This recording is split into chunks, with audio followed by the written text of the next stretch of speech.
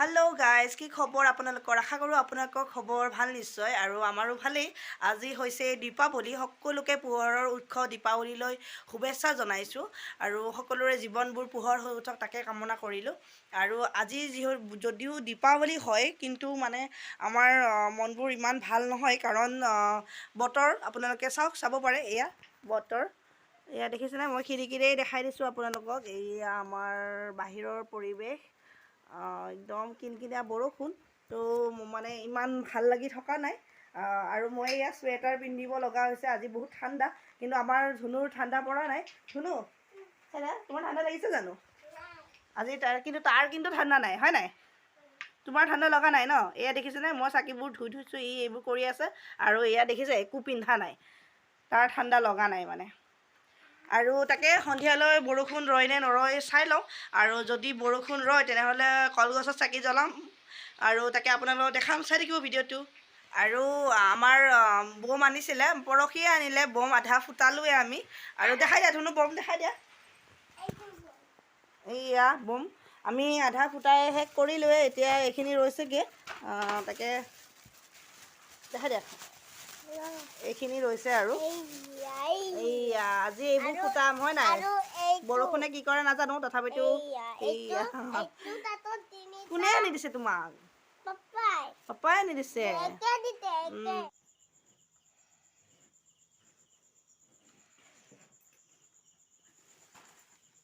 বমখিনি দেখাইছোঁ যদিও মই আপোনালোকক এটা কথা ক'ব বিচাৰোঁ, যে সকলোৱে জীৱ জন্তুৰ প্ৰতি লক্ষ্য ৰাখি বম ফুটাই যাতে, আৰু এয়া পোহৰৰ উৎসৱ দীপাৱলীটো যাতে সকলোৱে ধুনীয়াকৈ জীৱ জন্তুৰ ৰুষ্ট নোহোৱাকৈ আপোনালোকে এনজয় কৰে, তাকে আশা কৰিলোঁ। বহুত বছৰৰ মূৰত আমি এইবাৰ কলপুলি ৰুই দেৱালী উদযাপন কৰিম। ইমান দিনে ভাড়া থকাৰ বাবে সেই সুবিধাটো পোৱা নাছিলোঁ। কলপুলি পুতি হৈ গ'ল, আৰু এতিয়া তেওঁ গৈছে অকণমান আগফালৰ জংঘলখিনি চাফা কৰি দিব গৈছে।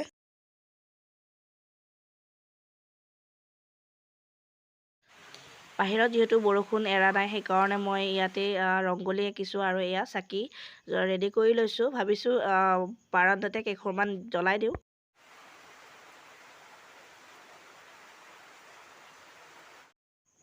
আৰু পূজা কৰা হৈ গ'ল। বৰষুণত বেছি চাকি বন্তি জ্বলাব নোৱাৰিলোঁ, সেয়ে আমাৰ ওচৰতে আমি খানা এটাৰ আয়োজন কৰিছিলোঁ। আৰু এয়া হাঁহৰ মাংস বনাই আছে।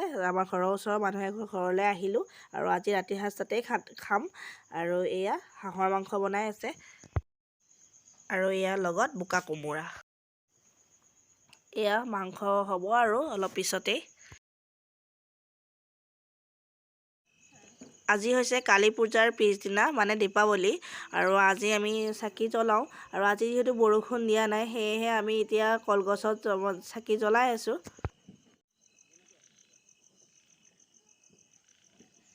এনেকৈ ঘৰখন সজাইছোঁ, কেনেকুৱা লাগিছে কমেণ্টত জনাব।